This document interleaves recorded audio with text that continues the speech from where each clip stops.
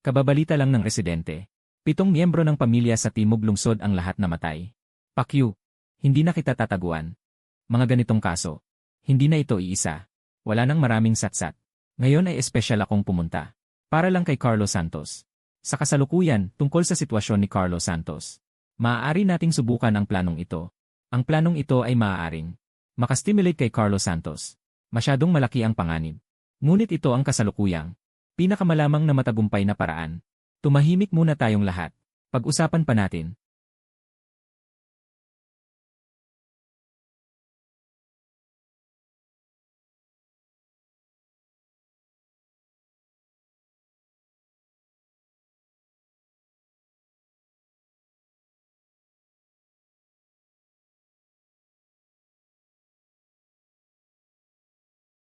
Medyo gwapo pala.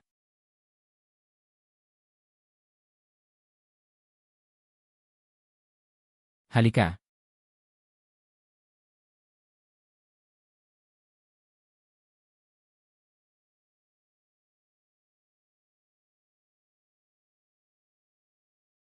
Dondon Cruz tumatawag sa punong himpilan.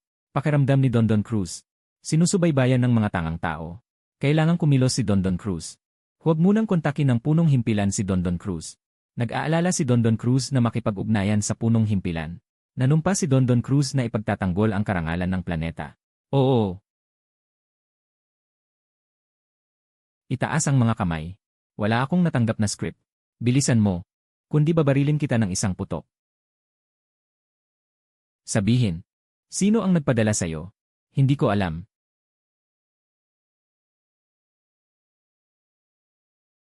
Ang sitwasyong ito. Ano ba talaga ang dapat gawin? Hindi na makapaghintay.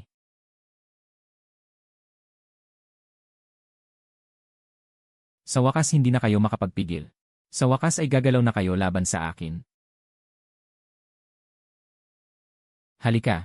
Tulungan mo akong palitan ang kanyang damit.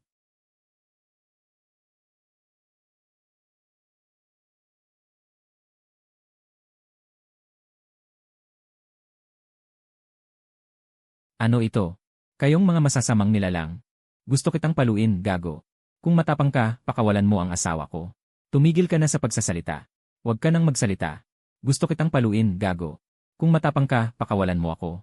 Sinusulatan mo ako. Anong klaseng kakayahan yan? Dondon Cruz. Paano mo nalaman ang code name ko? Pinadala ako ng punong himpilan para tulungan ka. Kasama mo ako. Dondon Cruz. Benbo Erba, Babo Erben. Ah! Black Cat Sheriff. Sumaludo sa'yo. Sumaludo sa'yo. Pinakamaluwalhating mandirigma ng planeta. Dondon Cruz at Dondon Cruz. Koneksyon matagumpay. Handang salakayin ng punong himpilan ang Earth. Ngunit ang tunay na kaaway ay hindi tao, kundi mga multo. Dakilang mandirigma ng planeta na si Dondon Cruz. Kailangan ko ng iyong tulong. Dondon Cruz. Simula ngayon tayo ay babala ng sistema. Yung putahing unggoy na naka-medical gown. Anong klaseng bagay ang itinanim niya sa utak ko? Na-detect ang paggalaw ng yin energy.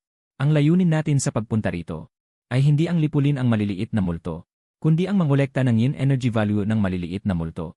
Kapag may kumatok sa pinto, walang gagawa ng ingay. Narinig nyo ba? Narinig namin. Lahat ay mag-focus. Mahalaga ang misyong ito.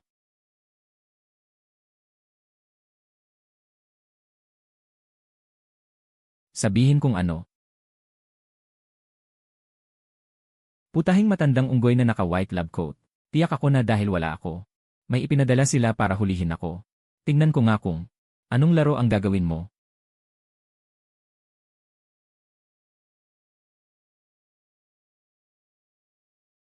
Batang babae na nag-aanyong pumatay. Asawang multong naghihiganti, maagang demonyo. Pangatlo ako sa magkakapatid. Tinatawag siyang demonyo ng kanyang mga magulang. Naniwala sa masasamang espiritu. Nasira ang kanyang sigla at lakas. Hindi na makapag-reincarnate. May 17 na buhay sa kanyang konsensya. Ang sistema ay nagmumungkahi na maging baboy. Nang dumating ka, may nakita ka bang iba? Lalo na ang nakasuot ng puting gown. CJ, isipin mong mabuti. Ano ba talaga ang lagay ng munting demonyong ito? Desidido na ako. Ang sistema sa isip ko. Gawa iyon ng mga nakaputing gown. Ang puting gown ay kaaway ko. Kaya ang sistema. Kaaway ko rin. Kung ang kaaway ay nagsabing delikado, ibig sabihin ay ligtas. At ang kaaway ng kaaway ay kakampi. Parang may hangin ang utak niyo. Carlos Santos. Halika, makipaglaro ka sa akin. Ang dumi-dumi naman nito.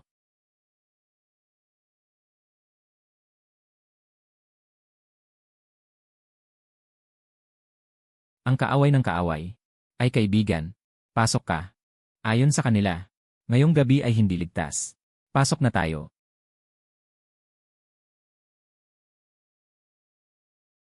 Kayo ba ay kumukuha rin ng makakain? Ang daming tao. Tiyak may lihim ito. Kailangan kong kunin lahat ng masarap. Mauna nang makakuha. Ito para sayo. Ang sarap-sarap ng mga ito. Naalala ko na. Ang munting demonyo sa kwarto ay isang demonyo. Kumain. Naalala ko na. Sa isang pihit naalala. Sayang, hindi akin. Pwede ba akong kumuha? Pwede. Sige na. Tingnan mo. Hindi lang ito tumutunog. Sumasayaw pa. Makinig.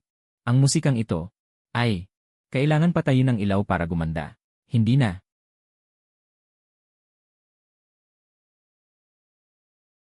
Sasabihin ko sa'yo ng patago. Mayroon akong invisibility suit.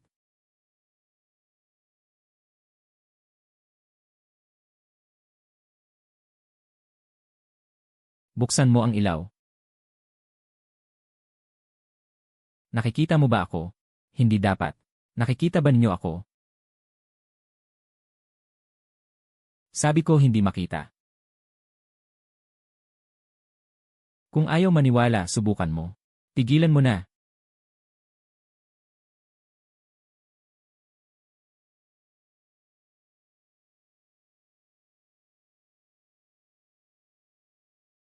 Bakit mayroon kang?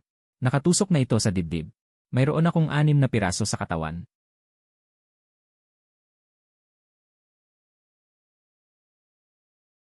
Sinong hayop ang nagkabit nito sa'yo? Sabihin mo sa akin. Papatayin ko siya. Patay na sila. Kung gusto mo, ako na. Magbubunot nito. Hindi ito mabubunot. Teka, subukan ko. Mukhang hindi ito gagana. Hindi kaya. Humiga ka sa sahig. Tatapakan kita gamit ang paa.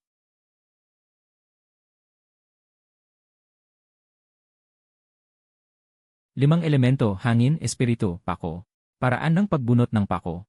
Bagong pintuan, pako. Bagong pintuan, pako.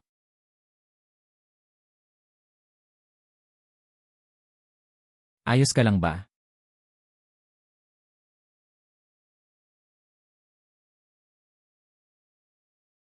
Paraan ng pagbunot ng pako. Kaliwang pormasyon, pana, pako. Kaliwang kamay, pako.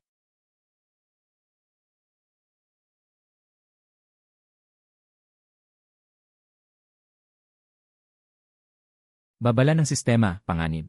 Natukoy ang nakamamatay na maliit na langit na posisyon bilang masamang bagay. Hindi maaaring protektahan o bunutin. Paraan ng pagbunot ng pako, posisyon ng langit. Lumabas ka. Babala ng sistema. Galit na multo, nagbabago. Malapit nang maging malupit na multo. Lumabas ka.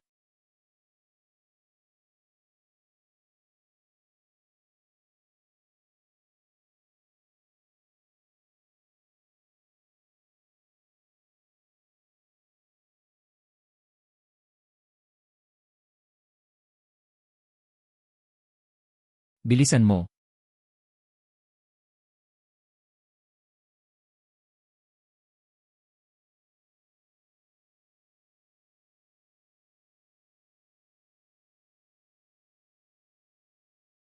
Gagawin ko ang lahat. Susunod ako sa'yo. Sino ang may gawa niyan?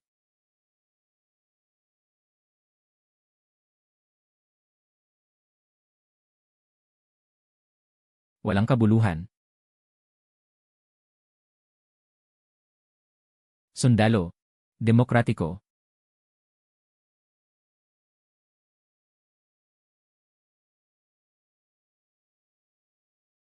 Sa sandaling iyon, naramdaman ni Carlos Santos. Sa loob ng kanyang katawan, may nadagdag. Tara na, kapatid. Sumama ka sa akin sa magandang lugar. May libreng pagkain at tuluyan. Mula ngayon, ako ang pinuno ng pulisya ng demonyo. Hindi na ako kailangang magpa-importante sa kanila. Ito ba ang sutla ng kaluluwa? Ako si Jose Ramos. Kanselahin ang dati nating kahilingan ng tulong. Ang kasong iyan, kami na ang humawak. Dati kaming namamalimos. Ako na isang opisyal. Ay napipila kasama ng mga ordinaryong kaso. Ngayon, iba na ang panahon. Hindi na namin kailangan ang inyong maliit na grupo. Ang sarap ng pakiramdam na hindi na kailangang magmakaawa.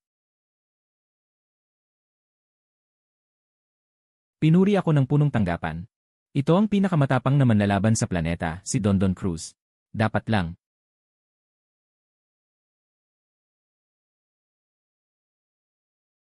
Nagising na. Busog na. Oras na upang magtrabaho. Ang pagkuha ng walang pahintulot ay pagnanakaw. Pero eksepsyon ang paan ng manok sa opisina ng direktor ng mental hospital. Iyon ay walang may-ari. Inumin mo pa ba ang iyong coke? Ibinibigay ko na sa'yo. Pagkatapos mong inumin, lumayo ka sa akin. Ang mahihinang ito ay mas madaling kausap kaysa sa mga nasa mental hospital. Hindi kita kukunin ng libre. Iguguhit ko para sa'yo ang isang anting-anting.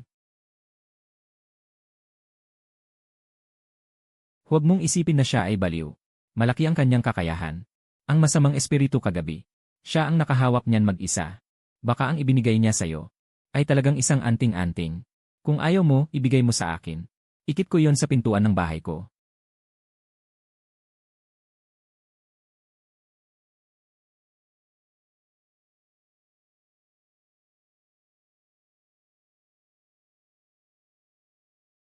Kuya Carlo. Halika, kumain ng buto. Kuya Carlo, tikman mo.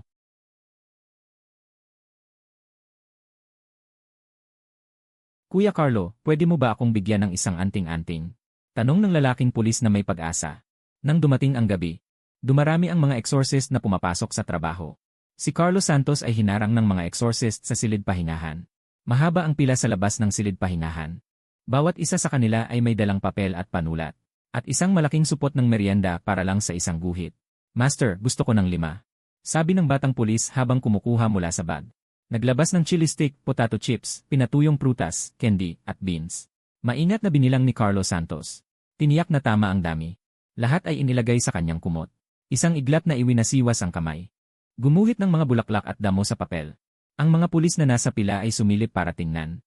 Sa totoo lang, hindi nila alam. Ang mga anting-anting ng baliw na ito ay walang silbi. Ngunit naalala ang nangyari kagabi. Na sila ay takot pa rin. Ang kakayahan ng baliw na ito. Nasaksihan ng lahat. Mas mainam na maniwala kaysa hindi. Isang malaking supot ng merienda. Ang longtong flour ay hindi umaabot ng 100 piso. Kung gagana ang mga anting-anting na ito, ay para na silang nakahukay ng kayamanan. Kung hindi gagana, ay pasasalamatan na lang ang baliw na si Carlos Santos.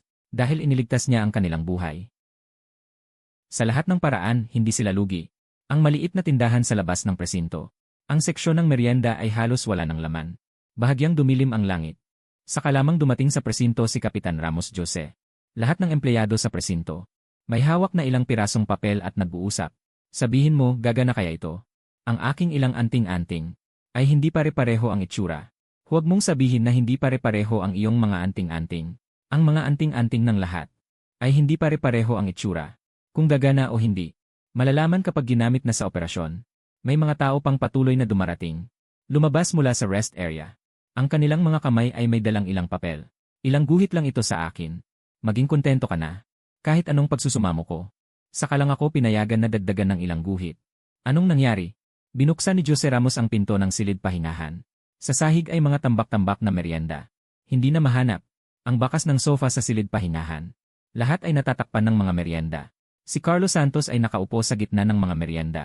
Nakasubo ng lollipop. Isang kamay naiinip na. Nagsusulat ng pabaya sa isang papel. Isang pulis na malaki ang katawan. Nakayuko ang kanyang baywang. Mahina at mahinang nagsalita. 2 guhit pa. Bukas, bibili ako ng lieg ng pato para sayo. Mabilis na gumuhit si Carlos Santos ng 2 guhit. Iwinagayway ang kamay. Pinagdududahan mo ba ang aking kakayahan? Hindi. Ang malaki at matipunong pulis. Hawak ang lumulutang na anting-anting sa 2 kamay, umatras palabas ng pinto. Aksidenteng nabangga si Direktor Ramos Jose. Nagtaas ng kilay si Jose Ramos. Lumiliit ang pulis. Lumayas na nakabuntot. Mukhang galit si Jose Ramos. Pumasok sa silid pahingahan. Inutusan ng iba. Lumabas muna kayo. Ang mga tauhan sa loob ng silid pahingahan. Walang imik na umalis. Sinadyang lumingon si Jose Ramos. Tiniyak na walang tao. Mula sa kanyang portfolyo. Kumuha ng isang kwaderno. Ngumiti. Igalaw ang baywang.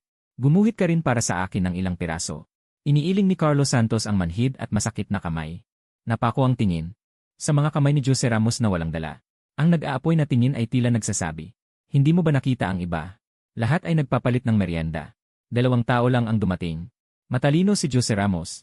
Nakasaksak ang mga kamay. Mula sa kamera ay inilabas. Isang cellphone at 2 pulang pera. Nahihiyang sinabi. Bibilhin ko para sa'yo bukas. Ngayon ay may misyon ako kaya hindi ko pa nabibili. Ibigay mo na sa akin ang 2 iyon. Hindi tanga si Carlos Santos. Alam niyang pera iyon. Isang pulang papel. Sa tindahan ng mental hospital. Maraming mabibili. Sige. Sa loob-loob ni Jose Ramos, lugi siya. Ang merienda na ilang 10 piso lang. Pwedeng ipagpalit sa 5 o 6 na anting-anting. 20 pesos bawat isa. Gumuhit siya ng 2 anting-anting para kay Jose Ramos. Si Carlos Santos sa dami ng merienda. Naghalungkat. Nakahanap ng isang maliit na candy. At napakagandang inilagay. Sa kamay ni Jose Ramos. Kainin mo, libre kita. Huwag kang mahiya. Tiningnan ni Jose Ramos ang hawak. Ang napakaliit na candy. Tiningnan si Carlos Santos na puno ng merienda sa pahingahan. Ang galing mo naman magbigay. Kinuha ni Jose Ramos ang candy. Binuklat ang balot. Malapit nang ilagay sa bibig. Parang may isang pares ng mata na nakatingin sa kanya. Tumingala siya. Nagniningning ang mga mata ni Carlos Santos. Nakatingin sa hawak niyang candy. Walang ekspresyon. Pwede pa bang kainin ito? Nag-isip si Jose Ramos. Inilapag ang candy sa mesa. Bigla akong hindi na interesado. Nakuha ni Carlos Santos ang gusto. Kinuha ang candy sa mesa. Inilagay sa kanyang bibig. Naunawaan ni Jose Ramos. Maaari kang magbigay ng kahit ano kay Carlos Santos. Natutuwa siya. Pero gusto mong makuha sa kamay ni Carlos Santos. Ang isang bagay. Mas masakit pa kaysa sa paghukay ng atay ni Carlos Santos. Itinago ni Jose Ramos ang anting-anting. Lumabas sa silid pahingahan. Siksiyaw Zhang, ang file ng kaso sa Tulay Silangan. Ilabas. Lahat ng pangunahing miyembro. Pumunta sa conference room para sa pulong. 2 araw ang nakalipas. Nakatanggap ang pulis ng tawag sa emergency. Sa Tulay Silangan. Natagpuan ang kalahating bangkay. Nakalulunos ang anyo ng kamatayan. Mula sa sirang bahagi ng bangkay. Parang buhay na buhay. Nahati sa 2 piraso. Ang mga pulis. Sa pamamagitan ng mga nakakalat na naimbestigahan na ang biktima noong gabing iyon. Ay uminom kasama ang mga kaibigan. Nalasing. Hindi pinansin ang pagsaway ng mga kaibigan. Umuwi sa gabi ring iyon. Pagkatapos ng insidente. Ang mga pulis ay naglibot sa mga residente. Sila ay laging nakakarinig sa gabi. May kakaibang mga sigaw sa tulay ng dong. Unang pagsusuri, ito ay dulot ng mga multo. Ngunit ang kakaiba ay, matapos mangolekta ng 2 gabi, nangin energy values. Lahat ay nasa normal na saklaw. Matapos malutas ang kaso ng batang pumatay, si Jose Ramos ay puno ng kumpiyansa. Maaari na niyang imbestigahan ang kasong ito. Hating gabi, sa loob ng sasakyan ng exorcist police, may halong isa, na may markang San Isidro Mental Hospital, na ambulansya na papasok sa tulay ng dong. Ang tulay ng dong ay may kabuang haba na 2,400 metro, at lapad na halos 12 metro. Tumatawid sa Jinshi River. Ang ambulansya mula sa San Isidro Mental Hospital ay huminto ng matatag sa gitna ng tulay. Si Carlos Santos ay may dalang sandamakmak na merienda at bumaba ng sasakyan. Ang mga exorcist police na bumaba sa patrol car. Isang kamay na may hawak na espesyal na baril. Isang kamay na nakataas. Mula kay Carlos Santos. Na hiniling na anting-anting. Dahil sa muling pagkabuhay ng masasamang espiritu. Sa gabi walang lumalabas. Ang buong tulay ay tahimik na tahimik.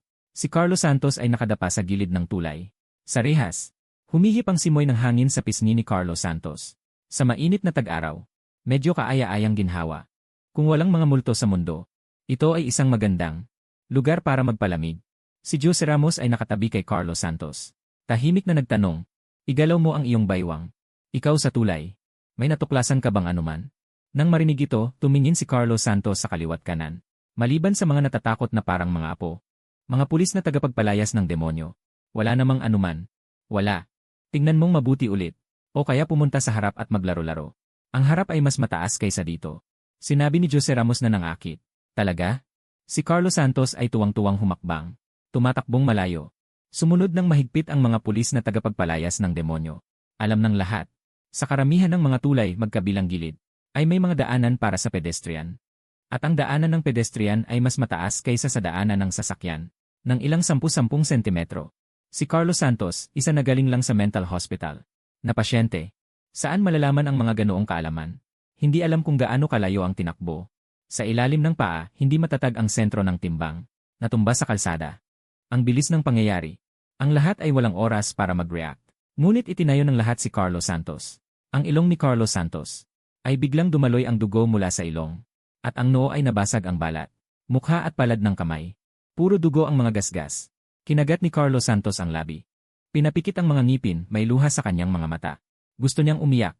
Hindi siya maaaring umiyak. Siya ang pinakamatapang na mandirigma ng planeta.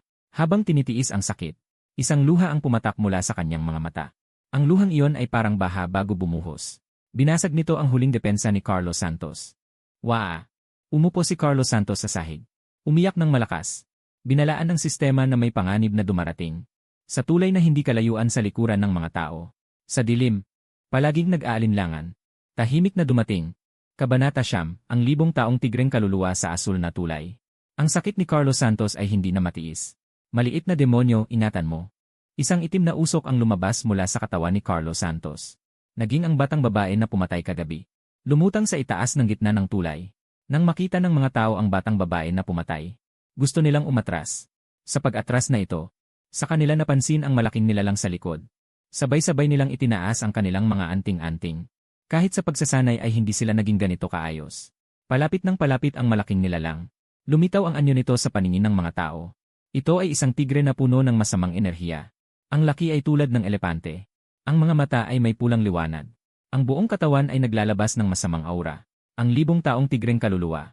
Nasa katamtamang antas ng masamang espiritu. Nagawa na ang kuko ng agila na pumutol ng kawayan.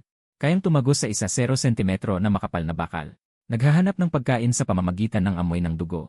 Hindi sinasadyang nabasag ni Carlos Santos ang kanyang ilong. Ang amoy ng dugo ay umakit sa 1,000 taong tigreng kaluluwa. Ngayon ay nahihirapan sina Jose Ramos at ang iba pa. Sa harap ay ang batang babae na pumatay. Sa likod ay ang 1,000 taong kaluluwa. Atungal. Isang malakas na atungal mula sa 1,000 taong tigreng kaluluwa. Parang isang malakas na hangin. Isama ang lahat kasama si Carlos Santos. Hinipan patungo sa rehas ng tulay. Harap sa tiyak na biktima. Ang 1,000 taong kaluluwang tigre ay nangungutya. Dinidilaan ang sariling balahibo. Mga tamad na hakbang. Walang ideya ng laban. O kaya ang lakas ng kalaban. Ay hindi nangangahas na lumaban sa kanya. Ang maliit na demonyo ay unang sumalakay sa tigre. Isang piraso ng kabayanihan. Pumaligid sa lig ng 1,000 taong kaluluwang tigre. Patuloy na humihigpit. Ang 1,000 taong kaluluwang tigre ay nagtaas ng ulo at nagwasiwas. Itinapon diretsyo ang maliit na demonyo. Sa likuran niya, isang bangkay na may 17 na buhay lang. Paano siya makikipagtagisan sa itong 1,000 taong kaluluwang tigre? Ang mga buhay na nasa kanya ay hindi bababa sa 100. Ang 1,000 taong kaluluwang tigre ay madaling. Inalis ang maliit na demonyo. Dinilaan ang bibig. Naglakad patungo sa lahat. 5 metro. 4 metro. 3 metro. 2 metro. Bigla. Mga guhit ng ginintuang liwanag. Binalot ang lahat. May maliliit na isda na nagbubula. May mga bulaklak at damo. At may mga gulong-gulong na linya. Ang mga pattern na ito ay magulo na magkakabit. Sa gitna ng takot na ekspresyon ng lahat, may halong gulat. Isang guhit na basta-basta ginawa ng baliw. Ay naglalaman ng napakalakas na kapangyarihan. Ang 1,000 taong kaluluwang tigre. Na sinilaw ng hindi mabilang na ginintuang liwanag kaya hindi mabuksan ang mga mata. Mukhang. Kailangan niyang harapin ng harapan ang kanyang kalaban. Ang 1,000 taong kaluluwang tigre. Itinabi ang tamad na tindig. Ang kuko ng tigre ay naka-embed ng malalim sa tulay. Nagpatuloy sa paghakbang pasulong. Sa bawat hakbang, para bang may isang hadlang, na itinutulak siya pabalik. Mas malakas ang paglaban. Lalong lumalapit ang distansya. Ang mga hakbang ay lumiliit. Hanggang sa hindi na sila makakilos. Ang layo sa mga tao ay kalahating metro lang. Kahit ubusin niya ang lahat ng kanyang lakas. Hindi siya makagalaw kahit 1 pulgada pasulong.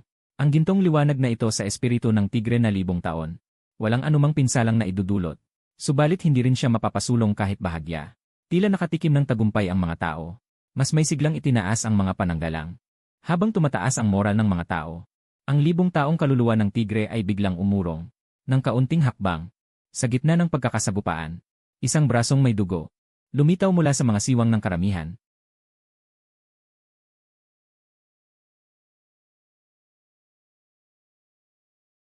Dagdag 3. Nakakamatay na. Matinding pilit ng kaluluwa ng tigre na libong taon. Ang kamay na iyon ay parang itlog ng uwak. Sumunod sa ilong ng tigre pataas na hinahagod. Umakyat sa ulo ng tigre. Hinaplos ang balahibo. Bigla sa harap ng lahat. Ang kamay na iyon ay kumuha ng isang tumpok ng balahibo ng tigre. Isang kamay. Nabunot ang balahibo ng tigre. Umatras ang kamay na iyon.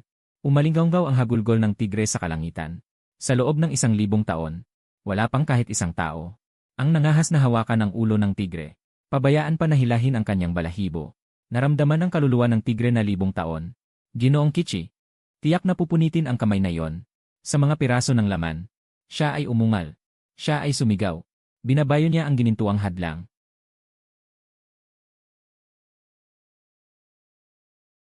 Nararamdaman ang kaluluwa ng tigre na 1,000 taon. Sa bawat banggaan, ang braso ay nanginginig at namamanhid dahil sa sakit. Kahit malakas si Fuzao, sila ay masyadong mahina. Sa lakas lamang, hindi sila makakatagal. Bilisan, umatras muna. Si Ramos ay nag-utos. Sabay-sabay na gumalaw ang mga tao. Sa gitna ng siksikan, si Carlos Santos ay nainis dahil sa hirap ng pagtayo. Naiwan siya sa grupo. Hawak pa sa kanyang kamay ang buhok ng tigre sa ulo. Agad ang 1,000 taong kaluluwa ng tigre. Pinuntirya ang nag-iisang si Carlos Santos. Walang ginintuang liwanag na pumipigil sa kanyang atake. Para itong karne na inilapit sa bibig. Umurong at yumuko. Isang malakas na pagtulak. Tumalon ang tigre. Gayunpaman,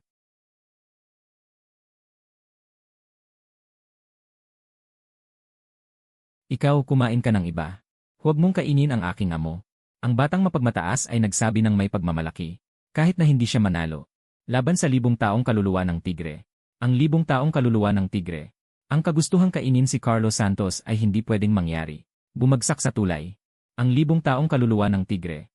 Lumiko ng direksyon. Umungal ang tigre patungo sa bata. Ayos. Isang itim na alon ng hangin. Nang madali, itinapon ang bata palayo. Si Ramos ay atang iba. Gustong samantalahin ang pagkakataon habang ang bata. Pinipigilan ang kaluluwa ng tigre. Hilahin si Carlos Santos pabalik sa grupo. Ngunit kalahati pa lang ng kanilang lakad. Ang kaluluwa ng tigre ay natapos na ang bata. Lumingon at nakita sila sa daan ng pagligtas. Sa ganitong sitwasyon, sila ay nahihirapang umatras o sumulong. Si Carlos Santos na nakatayo sa harap ng kaluluwa ng tigre. Itinapon ang buhok sa kanyang kamay. At may pagkainis na nagpalakpak ng kamay. Ang laki ng pusa na ito.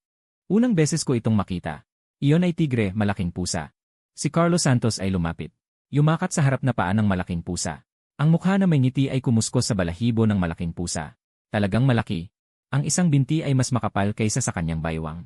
Ang kanyang kahanga-hangang katawan ay katatapos lang umabot sa baba ng malaking pusa. Si Carlos Santos ay tumindig. Hinihila ang balbas ng tigre ng malaking pusa. Mabuti. Walang katulad na kahangalan. Naglakas loob kang hilahin ang balbas ng 1,000 taong kaluluwa ng tigre. Mukhang gusto mong maging unang mamatay. Bumuka ang bibig ng kaluluwa ng tigre. Nagpapakita ng matatalim na pangil. Sa isang kagat, tiyak na tatago sa ulo ng lalaking ito. Hindi gumagalaw ang baywang. Gusto kanyang kainin. Sa karamihan, si Jose Ramos, Dr. Dahay. Sa wakas naramdaman ni Carlos Santos ang panganib. Umatras ng isang hakbang. Gusto kitang alagaan bilang alaga. Naglakas loob kang kainin ako. Bumagsak ang bibig ng tigre patungo sa ulo ni Carlos Santos. Kusang ipinikit ng lahat ang kanilang mga mata, na nagpaalala sa kanila ng naunang biktima. Itinaas ni Carlos Santos ang kanyang kamay na may gasgas. Isang suntok ang tumama sa matatalim na ngipin ng tigre. Pinapalakas ng sistema ang kamao ng host. 1,000 kategoryang martilyo. Pabagsakin ang iyong pagmamataas, suntok ng bituin na tumatama sa ngipin. Isang pangil ng tigre ang tumalsik mula sa bibig ng kaluluwa ng tigre. Ang lakas ay sapat na upang itumba ang kaluluwa ng tigre sa lupa. 1,000 taong kaluluwa ng tigre. Pakiramdam na bawat buto sa katawan ay nanginginig. Bumangon ang kaluluwa ng tigre mula sa lupa. Bago pa man ito makatayo ng matatag, ay sinalubong ng malaking kamao ni Carlos Santos. Pinapalakas ng sistema ang kamao ng host. 1,000 kategoryang martilyo. Suntok ng balahibo. 2 kamay ang salitan na sumusuntok. Sunod-sunod na suntok. Sa tulay ng silangan, mga iyak ng kaluluwa ng tigre. Malagim at nakakaawa. Hindi na kumilos si Carlos Santos. Sa sandaling kumilos si Carlos Santos. Walang pagkakataong lumaban. Hindi nagtagal. 1,000 taong kaluluwa ng tigre. Parang asong walang tahanan na nakahiga sa lupa. 2 matalas na kuko na kaya tumagos sa 10 sentimetro na bakal. Nakaprotekta sa ulo, hinaya ang hampasin ni Carlos Santos. Si Carlos Santos ay nahihirapan sa kanyang laban. Sa ganitong kahinaang kakayahan, ay nagnanais pa siyang makuha ang kanyang mahalagang buhay. Hindi ba siya natatakot na maputukan ang kanyang mga ngipin? Ang batang demonyong pinalipad ng suntok ay dahan-dahang lumutang pabalik. Habang bumubulong, kung gusto mong kainin ang aking amo, kailangan mo munang tapakan ang aking katawan. Napagod na rin si Carlos Santos. At kumaway sa batang demonyo. Halika na. Sumakay na sa malaking pusa. Lumutang ang batang demonyo papalapit. Ang kanyang damit ay punit-punit at umaalog. Hinila siya ni Carlos Santos papunta sa likod ng tigre. Tara, tara. Hinampas ni Carlos Santos ang puwitan ng espiritu ng tigre. Tiger. Sige, ako ay magtitiis sa aking kapalaran. Gumalaw ang mga paa. Tumakbo.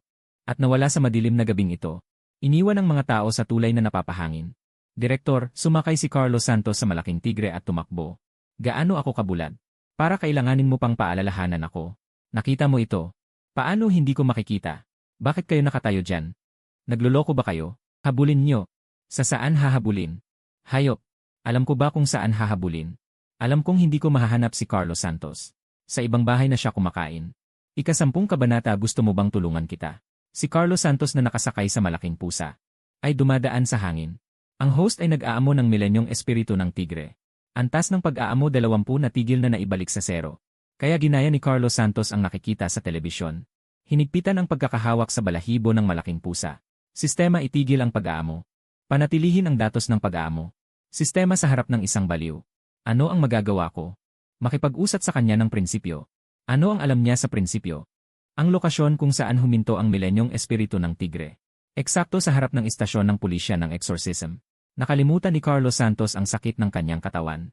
Nakalimutan din niyang hanapin ang kanyang hinahanap na si Don Cruz.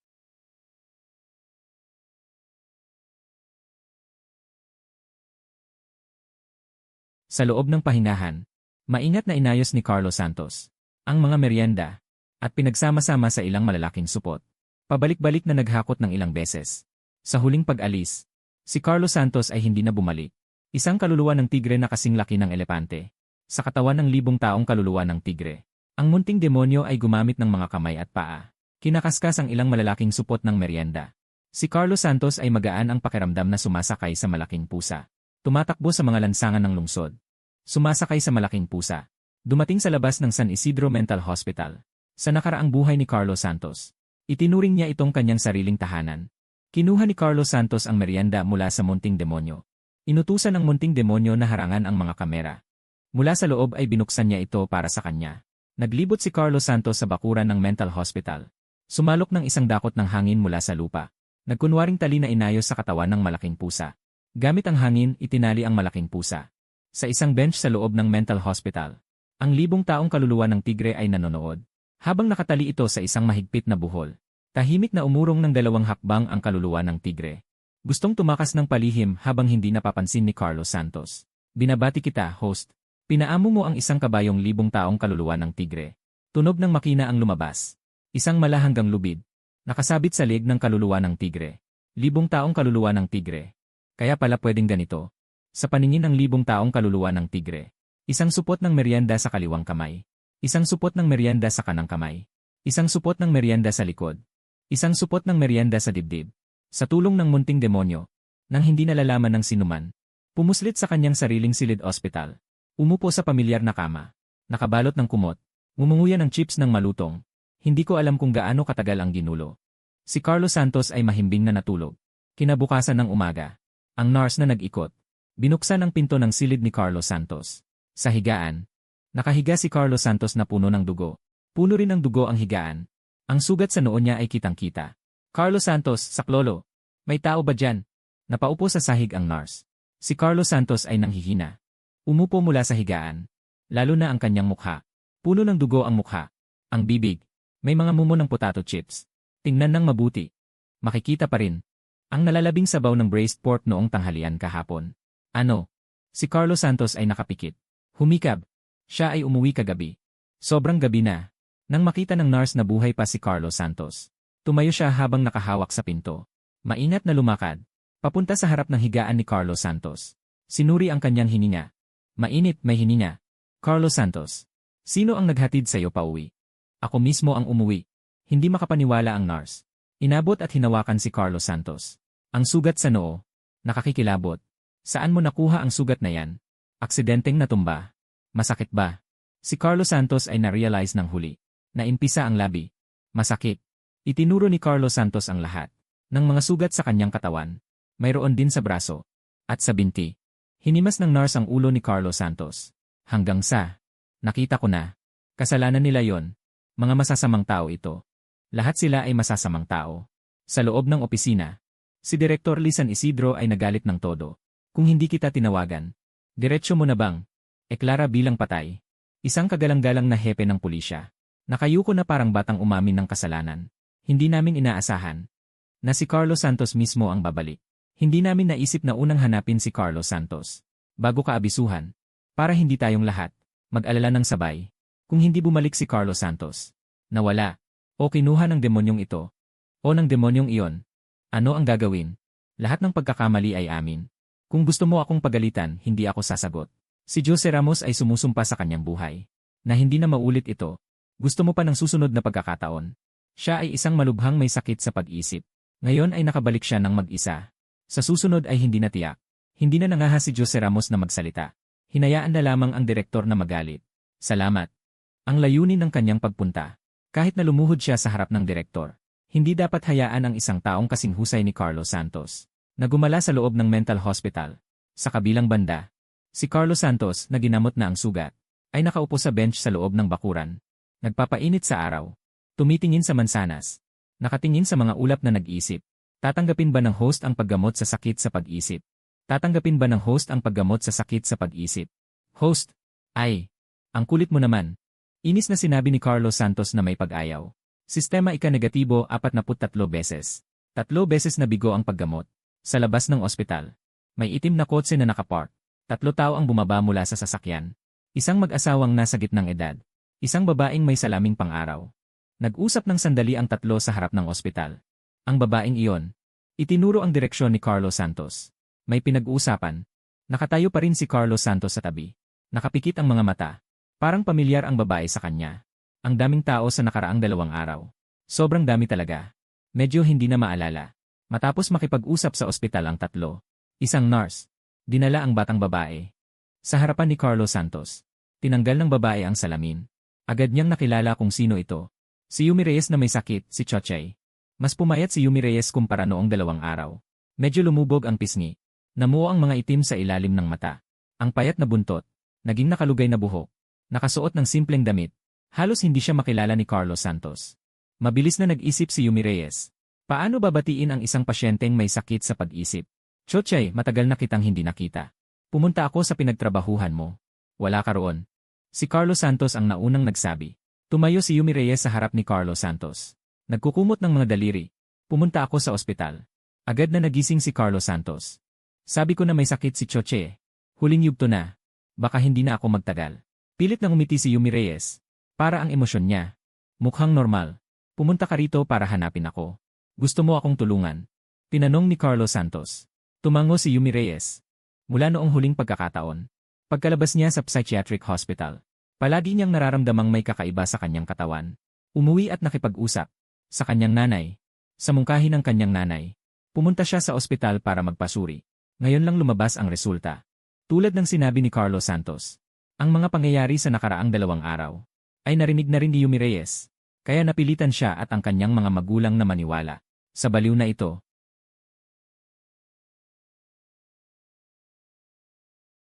Nakikita mo sa pagbagsak. Sasaluhin mo ba o hindi?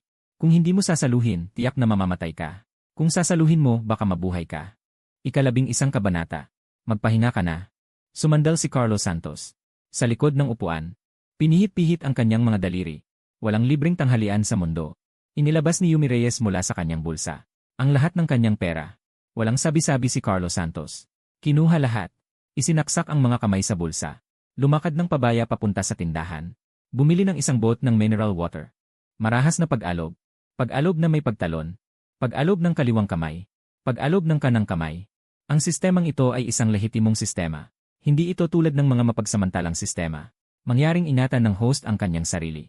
Pinapabuti ng sistema ang kalidad ng tubig. Pag-reset. Kasabay ng paggalaw ni Carlos Santos. Sa ilalim ng sikat ng araw. Nagsimulang maging bahagyang maulap ang kalidad ng tubig sa bote. Nagpunas ng mata si Yumi Reyes. Ang bote ng tubig ay bumalik sa malinaw na kulay. Okay. Inumin mo ito ng isang lagok. Ang sakit mo ay gagaling ng kalahati. Ibinato ni Carlos Santos ang mineral water. Tumama ito sa mga bisig ni Yumi Reyes. Lumingon at lumakad pasulong. Kinuha ni Yumi Reyes ang mineral na tubig. Pinagmasdan niyang mabuti. Ito ay ordinaryong mineral na tubig lamang. Kung may sasabihin na pagkakaiba, ito ay may ilang bulan na lumitaw dahil sa pag-alog. Baka naman namalikmata lang ako kanina.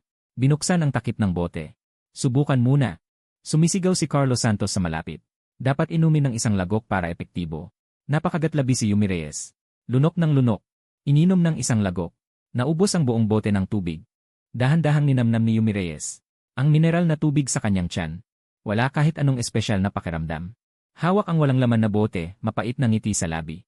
Paano maniniwala na ang baliw ay makakapagpagaling ng sarili niyang sakit? Si Carlos Santos na nagbilang ng pera. Nasiyahan, inilagay ang pera. Inilagay sa kanyang bibig. Isang linggo mula ngayon, bumalik ka sa akin. Tiyak na gagaling ka.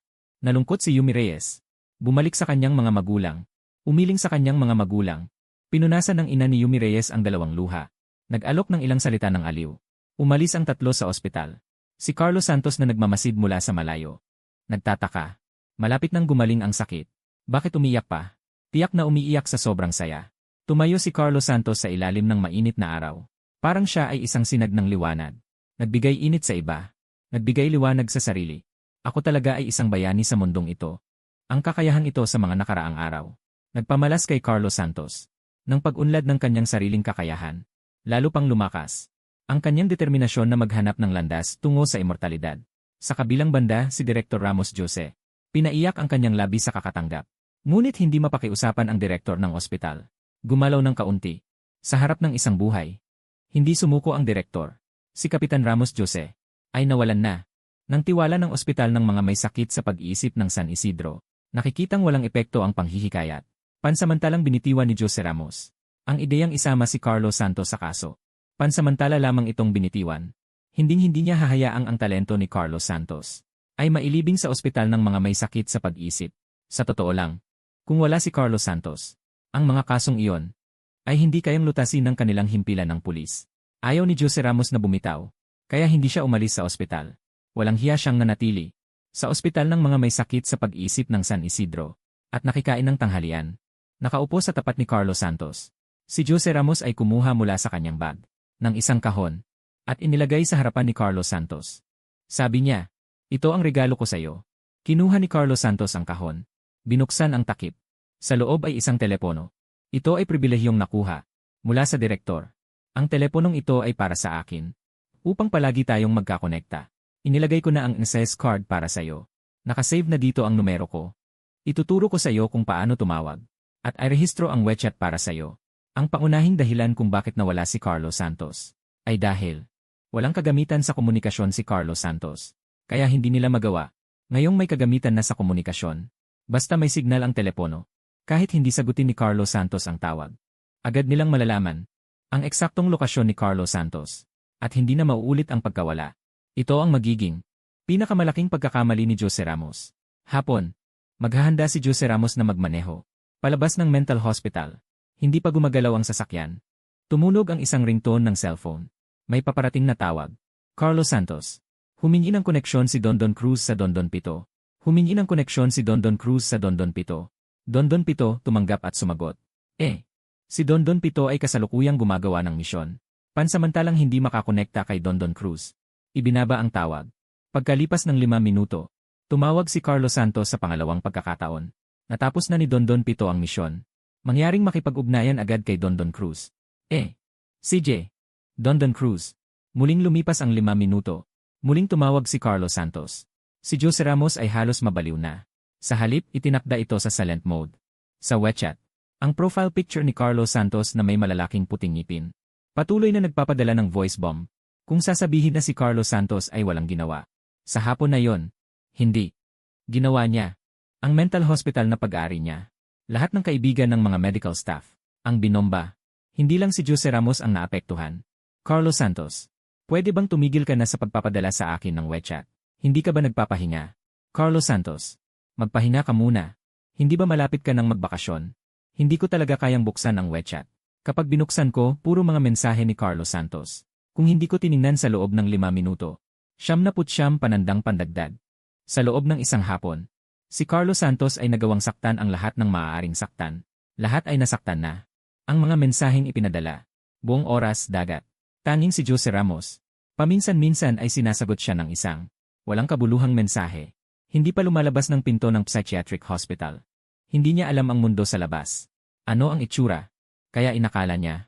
Ang psychiatric hospital ay ang buong mundo. Ngayon nakalabas na siya. Nakita ang makulay na mundo sa labas. Ang psychiatric hospital. Paano nito mapipigilan ang kanyang mapusok na puso? Dumilim na ang langit. Si Carlos Santos ay masyadong excited kaya hindi makatulog. Inaasam niya si Jose Ramos.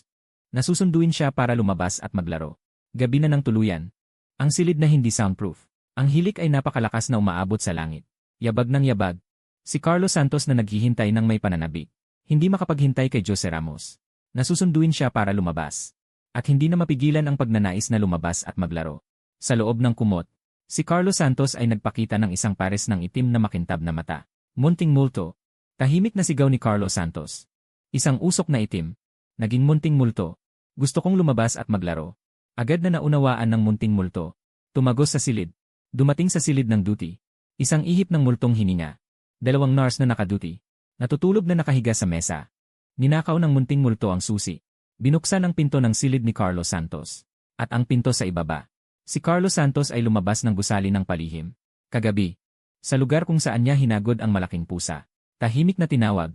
Malaking pusa. Ang 1,000 taong kaluluwa ng tigre ay lumitaw ayon sa tinig. Ibinuka ang bibig. Gustong ipakita. Ang lakas at bangis ng tigre. Huwag kang mag-ingay. Hawak sa balahibo ng tigre. Sumakay si Carlos Santos sa likod ng espiritu ng tigre. Tahimik na bumulong. Tara. Ang espiritu ng tigre na 1,000 taon ay madaling tumawid sa mataas na pader ng mental hospital at tumakbo patungo sa lungsod. Hahahaha. Hahahaha. Mundo ng muling pagkabuhay ng demonyo. Nagmamasid ang dilim sa pagdating ng panganib. Medyo madilim na. Mga mamamayan ay nagtago sa kanilang mga bahay. Kahit hindi makatulog. Hindi sila magbubukas ng ilaw. Sa walang laman na kalye. Sa mahabang pagtakbo. Nawalan na rin ng gana si Carlos Santos. Nakahiga sa likod ng espiritu ng tigre. Nakayuko at malungkot. Gusto ng munting demonyo na pasayahin si Carlos Santos. Tumingin siya sa paligid. Para humanap ng bagong libangan. Sa hindi sinasadyang pagkakataon ay nakakita. Sa isang maliit na daan. May isang taong naglalakad papalapit. Carlos Santos. Tingnan mo. May tao doon. Saan may tao? Tumingin si Carlos Santos. Sa direksyong tinuturo ng munting demonyo. Tinapik ni Carlos Santos ang espiritu ng tigre upang magtago. Nagtago ang espiritu ng tigre sa halamanan. Ngunit nakalimot na si Carlos Santos ay tao. Kitang-kita si Carlos Santos. Nakabitin sa halamanan. Ikaw na bobong pusa. Mura ni Carlos Santos.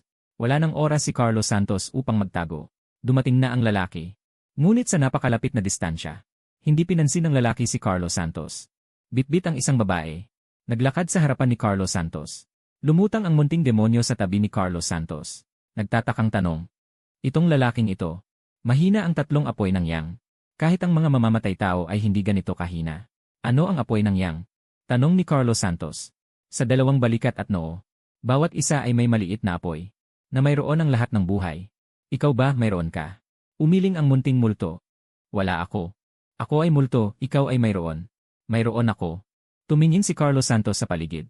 Walang nakitang maliit na apoy. Buksan ang 3 mata ng host. Agad. Sa mga pupil ni Carlos Santos. Nagpakita ang isang maliit na apoy na pula. Mayroon ako, mayroon ako. Masayang bulong ni Carlos Santos. Inabot ang kamay at tinapik ang apoy sa balikat. Host, ikaw ay hangal. Kung ihipan mo, mamamatay ka. Sino ang sumisigaw sa akin? Hinawakan ng munting multo ang braso ni Carlos Santos. Carlos Santos, kung hindi mo habulin, hindi mo na maaabot. Ang lalaking nagmamadaling naglalakad. Lumiko na sa isang eskinita. Habulin, habulin, habulin. Habulin mo ang malaking tangang pusa. Ang kaluluwa ng tigre sa loob ng halamanan. Itaas muli si Carlos Santos. Pasang isang tao at isang multo. Tumakbo patungo sa eskinita kung saan nawala ang lalaki. 12 kabanata. Pusta sa buhay. Lumiko ang lalaki ng ilang beses sa eskinita. Dumating sa isang bahagi ng looban ng lungsod. Sa labas ng maliit na bahay na may patag na bubong. Kumatok sa pinto ng maliit na bahay. Binuksan ang pinto mula sa loob. Pumasok ang lalaki na pasan ng babae. Sumunod si Carlos Santos na nakasakay sa malaking pusa. Sumilip sa ibabaw ng pader. Sa loob ng maliit na bahay. Tanging anino ng lalaki na pasan ng babae. Hindi nakita ang taong nagbukas ng pinto. Puno ng damo ang looban. Walang bakas ng pamumuhay ng tao. Sumunod ang lalaki papasok sa bahay na may patag na bubong. Mula sa loob ng pingfang, may liwanag na sumikat. Ang liwanag na ito ay hindi katulad ng anumang elektronikong aparato. Mas katulad ito ng kumikislap na apoy sa isang kandila. Babala ng sistema. Ang host ay papalapit sa mapanganib na lugar. Sa isip ni Carlos Santos, lumitaw muli ang isang tumpak na mapa ng lokasyon. Ang eksaktong marka sa mapa ng lokasyon ay nang pumasok ang lalaki sa pingfang. Pingfang ay nagpakita ng 3 pulang tuldok. Tinawag ni Carlos Santos si Edmo. Sa lupa, tinapakan niya ang katawan ni Edmo. Tumalon siya papasok sa bakuran. Si Carlos Santos na may konsensyang masama. Hinawakan ni Carlos Santos ang pantalon sa tuhod gamit ang 2 kamay. Nakayuko siya, pinipigilan ang leg. Nakatayo sa dulo ng paa, tahimik na lumapit sa pingfang. Ang pingfang ay tila ilang taon na. Walang nakatira. Malubha ang sira ng mga pinto at bintana. Nagtatago si Carlos Santos sa gilid ng pader. Sumulyap siya sa loob gamit ang gilid ng kanyang mata. 5 tao ang nasa loob ng bahay. 2 babae, 3 lalaki. Sa 2 babae, isa sa kanila ay ang babaeng isinama ng lalaki pauwi. Nakatali ang mga kamay at paa. May nakasiksik sa bibig. Walang malay na itinapon sa lupa. Ang iba ay nakaupo sa isang lumang kahoy na mesa. Sa mesa ay 2 malaking puting kandila. Bukod dito, wala nang laman ang bahay. Ang kakaiba ay, sa loob ng maalikabok na bahay, may isang serye lamang ng mga yapak. Sa paligid ng 3 iba pang tao, wala ni isang yapak. Kahit sino ay makikita agad na mga multo sila. Kakaiba rin ang kasuotan ng 3 multong ito. Ang babaeng multo na nakaupo sa kanlurang bahagi ng mesa. May suot na berdeng tsipaw. May pulang pamaypay sa kamay. Kahit ang kanyang tagiliran ay makikita.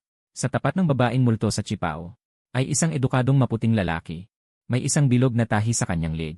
Sa hilaga ay isang baboy na parang isang mukha na kulubot. Ang lalaking kakapasok pa lamang. Nakaupo sa timog ng mesa. Nakatalikod sa direksyon ni Carlos Santos. Kumuha ng isang telang balot mula sa kanyang dibdib. Inilatag sa ibabaw ng mesa. Sa loob ay isang set ng mahjong. Ang babaeng multo na nakakipaw ay nagpapaikot ng pamaypay. Sumulyap ng palihim. Sa kinaroroonan ni Carlos Santos. Bilang isang multo, ang isang buhay na tao ay pumasok sa kanilang teritoryo. Paano nila malalaman? Hindi inilantad ng babaeng multo na nakakipaw si Carlos Santos. May interes siyang pinagmasdan. Ang babaeng walang malay sa sahig. Sinabi sa lalaki, wala ka nang natitirang habang buhay. Para makipagsapalaran sa amin. Ang lalaki ay nakatitig ng mariin. Sa baboy na parang sa kabila ng mesa. Itinuro ang babaeng daladala nito. Sapat ba ang kanyang buhay? Ang daya mo. Para lang mailigtas ang iyong sarili. Inilalagay mo ang buhay ng iba sa lamesa ng sugal. Hindi ka ba natatakot na mawala rin ang kanyang buhay? Kasama ng iyong talo. Ang babaeng multo na nakakipaw ay lumandi. At napalingon sa lalaki. Ang kabilang kalahati ng mukha ng babaeng multo na nakakipaw ay bumagsak na parang kandilang natutunaw. Hindi nagpakita ng pagkagulat ang lalaki. Mukhang hindi na ito ang unang pagkakataon na pumunta siya rito. Suminghot ng may paghamak ang lalaki. Kaunti na lang ang natitira kong araw. Kasalanan niya ito. Binigyan niya ako ng pagkakataong ito. Kung manalo tayo, mabubuhay tayong 2. Kung matalo, kasalanan niya. At magiging pabaon ko siya. Ang baboy na parang ay hindi alam kung saan kumuha ng isang papel. Inilagay sa harap ng lalaki. Ayon sa lumang tuntunin, pirmahan muna. Sa pabulong na tinig na matanda ay sinabi ng baboy na parang walang pag-aatubili ang lalaki. Kumuha ng kutsilyo at sinugatan ang daliri ng babaeng walang malay. Ang sakit na naramdaman ng babae ay nagising siya mula sa pagkawalang malay at natakot na nakita ang tagpo sa loob ng bahay. Hinawakan ng lalaki ang kamay ng babae at ipinatong ang kanyang daliri sa papel na iyon. Lahat ng tao sa loob ng bahay ay hindi pinansin ang pagpupumiglas ng babae. Lalong nag-usisa si Carlos Santos sa eksenang ito. Kung paano sila naglaro ng mahjong. Parang nagtatagpo ang mga lihim na kasapi. Ang bilis ng paglalaro ng lalaki ng mahjong ay maihahalin tulad sa bagal ng pagong. Sa normal na paglalaro ng mahjong, ang kabuang oras ay 10 minuto hanggang kalahating oras. Pero ang lalaki, kahit isang card lang ang ilalabas, ay nangangailangan ng hindi bababa sa 5 minuto ng pag-isip. Kaya nabalisa si Carlos Santos sa kanyang panonood. Ang 3 iba pa ay wala man lang pagkainip. 1-2 oras ang lumipas. Sa simula, interesado pa si Carlos Santos na manood. Pero habang tumatagal ay lalong nakakabagot. Naupo si Carlos Santos sa ilalim ng pader at nakinig ng matagal hanggang sa marinig ang isang paghampas ng mahjong at unti-unti siyang inantok. Nang malapit na makatulog si Carlos Santos, bumukas ang pinto at lumabas ang lalaki na malungkot at bigo mula sa maliit na bakuran. Napansin ni Carlos Santos, ang maliit na apoy sa balikat ng lalaki na kasing laki ng berdeng butil ay naging kasing laki lamang ng butil ng bigas. Tumayo si Carlos Santos at tumingin sa loob ng bahay. Ang babaeng nakatali ay biglang naging matandang babae na may puting buhok at mukhang puno ng kulubot. Puno ng luha ang kanyang mga mata. Habang pinapanood ang pag-alis ng lalaki.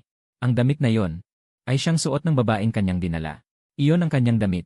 Hinawakan ni Carlos Santos ang likod ng kanyang ulo. Ano ba ang nangyari sa paglalaro ng mahjong kanina? Upang mahirapan siyang ikonekta ang mga pangyayari. Binata, dahil nandito ka. Hindi ba lalapit para makita siya? Hindi ka ba papasok para makita siya? Ang multong babaeng nakatsinoy sang hindi malaman kung kailan. Lumitaw sa tabi ni Carlos Santos. Sa sandaling lumingon si Carlos Santos. Biglang pumailan lang. At nawala muli ang anino. Mabilis na tumingin si Carlos Santos sa loob ng bahay. 3 tao pa rin ang nakaupo sa loob. Walang ekspresyon ang mukha. Ang normal na tao ay matatakot sa ganitong sitwasyon. Pero sino ba si Carlos Santos? Isang pasyenteng may grabe na sakit sa pag-isip. Lahat ng hindi maipaliwanag na kilos. Sa kanyang paningin ay may dahilan. Pagdating sa katapangan. Kung si Carlos Santos ang pangalawa, sino ang maglalakas na maging una? Hindi lang natakot si Carlos Santos. Sa halip ay medyo nahiya. Palihim siyang pumasok sa bakuran ng iba. Hindi siya sinisi ng mga tao roon. Inimbitahan pa siya sa loob. Siya na nagkasala. Wala siyang karapatang umalis. Inayos ni Carlos Santos ang kanyang damit.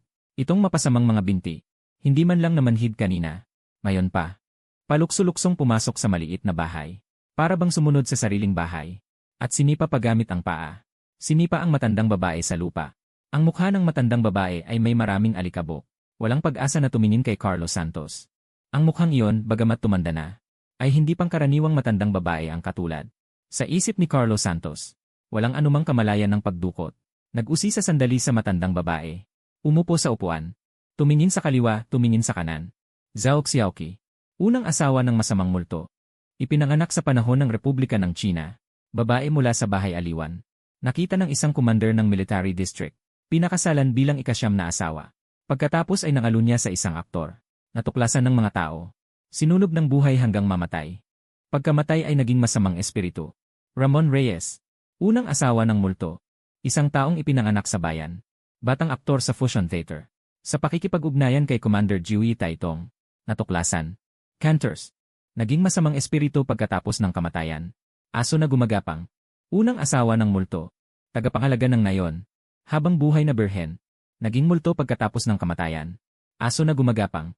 May tao pa palang may ganyang pangalan. Sa unang pagkakataon narinig ni Carlos Santos ang ganito kakaibang pangalan. Walang sabik na tumawa. Nakaupo sa tapat. Ang demonyong parang baboy ay seryoso ang mukha. Inihampas ang isang papel sa harap ni Carlos Santos. Ang babaeng multong may 7 damit ay mahinahong nagsalita. Boss, ang binti mo ay pilay. Hinampas ni Carlos Santos ang kanyang hita. Manhid. Nahiya ang babaeng multong may 7 damit. Nagpalit ng paksa. Boss, gusto mo bang tumaya sa isang bagay? Tulad ng perang hindi mauubos. 7 pantas. Kalusugan ng mga magulang. O pagtaas sa karera. Umiling si Carlos Santos. Wala siyang konsepto sa pera. Tungkol naman sa pamilya. Isa lang siyang sugal na walang kasama. Wala nang sasabihin pa tungkol sa karera. Isang baliw. Kahit gaano kataas ang karera, saan siya aabot? Magiging pinuno ba ng ilang mga baliw? Nagtanong si Carlos Santos ng may pagtataka. Ang taong kakalabas lang. Ano ang tinaya niya? Tinaya niya ang kanyang buhay. Naguluhan si Carlos Santos. Siya ay isang taong malapit ng mamatay. Pumunta rito upang tumaya ng buhay. Isinangla ang buong haba ng buhay ng babaeng ito. Kung matalo, ang buhay ng babaeng ito ay atin. Kung manalo, 3 beses ang habang buhay. Kung mas malaki ang pusta, mas malaki ang panalo. Ang babaeng multo na may kakaibang damit ay nagpapaypay. Itinutok ang baba ni Carlos Santos. Sabay sabing may malabo ang mga mata.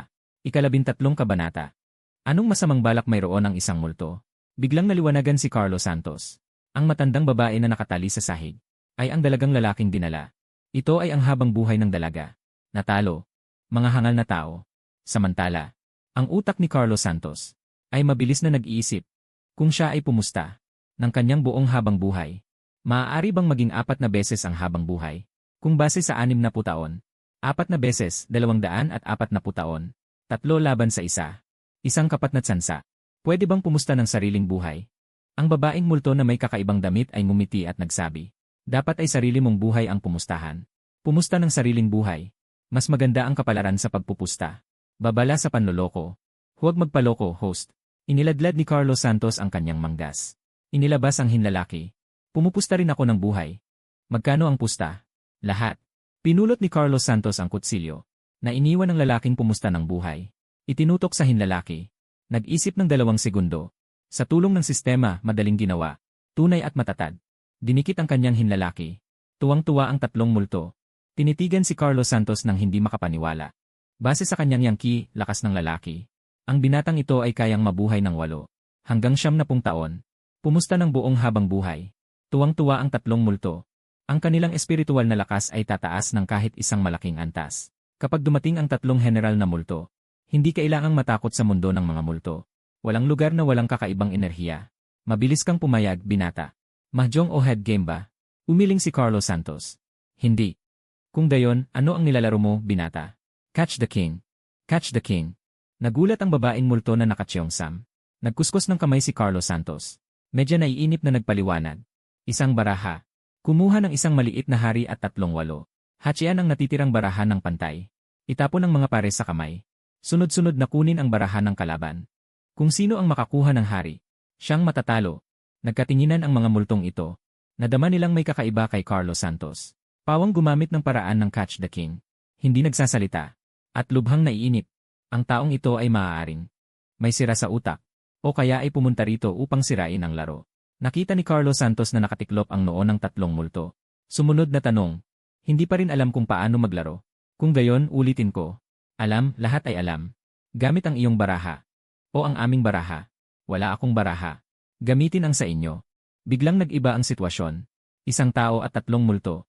Harap sa isang salansan ng baraha. Umikot ang mata ni Carlos Santos. Mabilis na pumihit. Ako na muna ang kukuha ng baraha. Tig-isang baraha bawat isa. Kunin ang natitirang baraha. Lahat ng hari ay nasa kamay ni Carlos Santos. Inilapag ni Carlos Santos ang baraha. Ibinaligtad sa mesa. Ginalaw ang pagkakaayos ng baraha. Ngumiti ng masama kay Ramon Reyes at sinabi, "Ikaw na ang mag-draw." Binuksan ng sistema ang proteksyon. Laban sa pandaraya.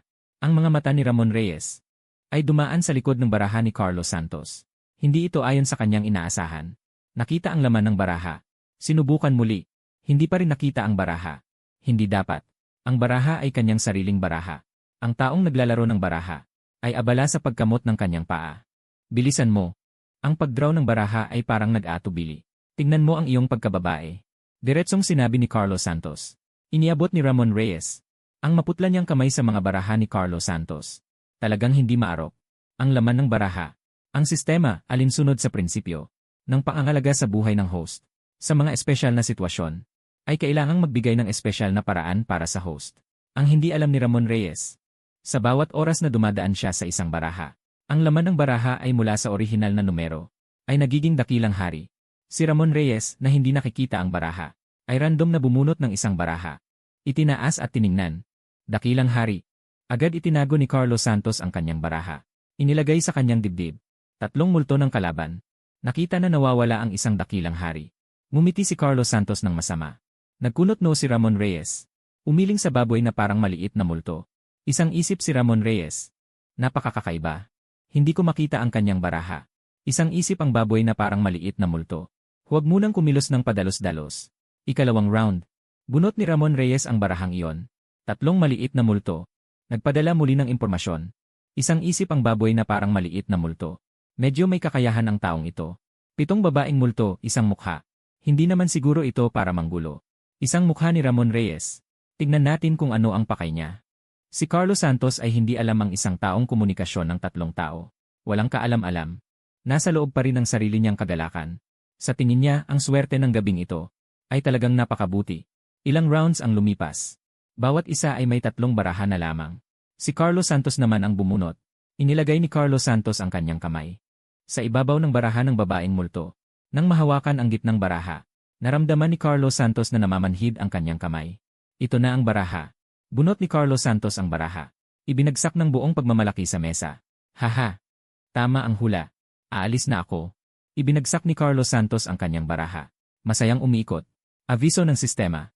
Ang tagal ng buhay ng host ay nadagdagan ng 850 taon. Balanse, 240 taon. Ang 3 multo sa mesa ng baraha. Nagdulot ng pagpapakalat. Ang kalahating buo na mukha ng babaeng multo. Unti-unting lumilitaw ang mga batik ng bangkay.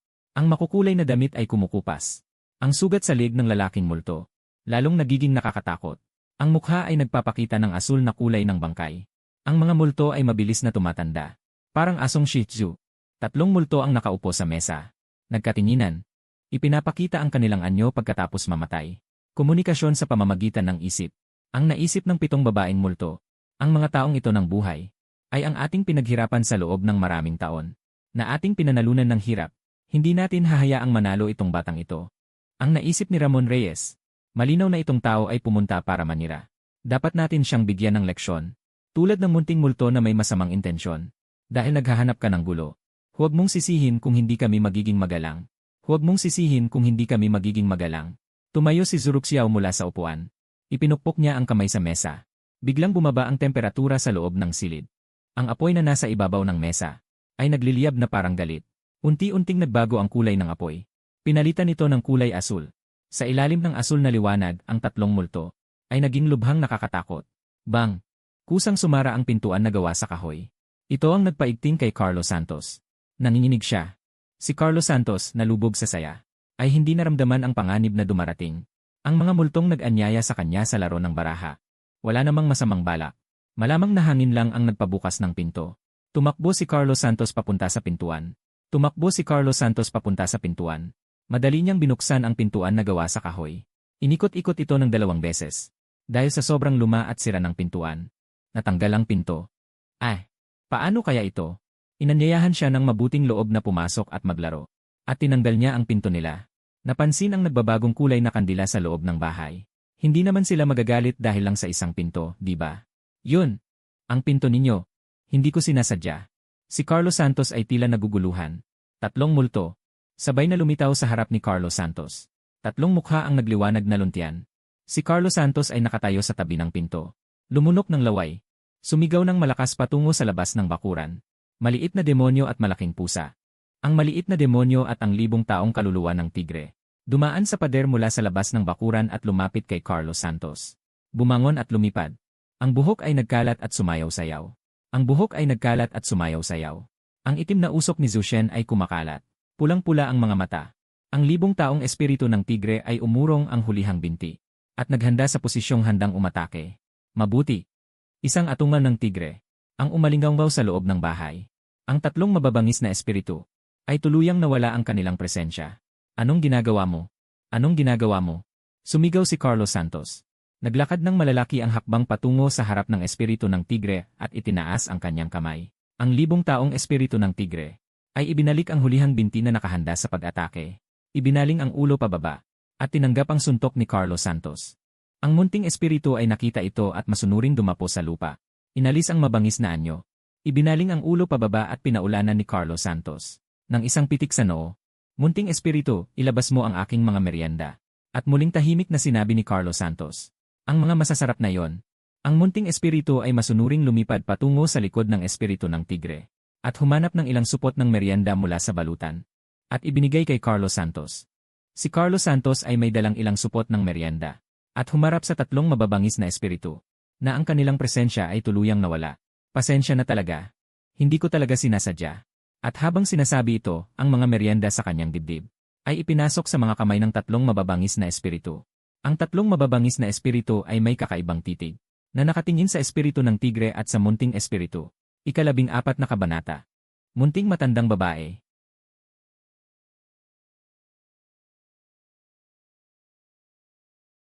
Ang babaeng multo ng 7 kaluluwa ay bumulong. Noong huling beses na tumakbo tayo patungo sa tulay, muntik na niya tayong kainin. Ngayon ay hindi man lang natin kayang talunin. Ang isang espiritu ng tigre. At may munting espiritu pa roon. Ang mga tulad ng munting espiritu. Mukhang handa na ito noon pa. Ang mabuting tao ay hindi nauubos ang sarili sa walang kabuluhang laban. Kung nakatayo ang bundok, hindi ka maubusan ng panggatong. Ang 3 mababangis na espiritu ay masunuring bumalik sa harap ng mesa at umupo. Ang espiritu ng tigre ay masunuring bumalik sa dati nitong anyo. Ang orihinal na kulay nito. Si Chen Zhu ay pumasok ng palihim. Mabilis na tumakbo papunta sa upuan at umupo. Tinatanong ang 3. Hindi kayo magagalit, di ba? Tumingin sa 7 kaluluwang babaeng multo. Ang 7 kaluluwang babaeng multo ay pilit nang umiti. Tumingin si Chen Zhu sa demonyong baboy. Ang demonyong baboy ay bumuntong hininga. Walang anuman. Zhang Changshan. Hindi ako magsisisi. Sumigaw ang 3 multo sa kanilang isipan. Paano namin gagawin yon? Nang makita na hindi nagalit ang 3 multo, inilabas ni Chen Zhu ang kanyang telepono mula sa bulsa. Para kaming magkakilala noon pa man. Kukuha ng litrato at ipopost sa social media. Kapag nakapasok na kayo sa aking social media, magiging kaibigan na kayo. Binuksan ni Chen Zhuo ang kamera. Itinutok ito sa kanyang sarili at sa tatlong mabangis na multo. Ginawa ang peace sign. Umupo ang tatlong multo sa harap ng mesa. Bawat isa ay may kanya-kanyang iniisip. Lumingon si Chen Zhuo sa tatlong multo. Maging masaya kayo. Ngumiti kayo. Gayahin niyo ang peace sign ko. Dahil sa multo sa labas ng bahay. Pilit na umiti ang tatlong multo. Ginawa ang peace sign. Sabay-sabay na sumigaw. Kamatis. Kamatis. Tagadaga. Ang pangit ng ngiti mo. Mas masama pa sa pag-iyak. Huwag ka na lang umiti. Click. Isang magandang binata na nakangiti ng malapad. Kasama ang tatlong masasayang mabangis na multo. Nakunan ng mahalagang larawan ng pagkakaibigan. Caption sa social media. Tingnan niyo kung gaano kami kasaya. Mga bagong kaibigan. Pinipilit akong maglaro ng baraha. Hirap tanggihan ang alok. I-post. Masayang inilagay ni Chen Zhuo ang telepono. Ilagay sa bulsa. Ngumiti at umupo sa upuan na may pagsinghot. Kaya magpatuloy tayo sa pusta ng buhay.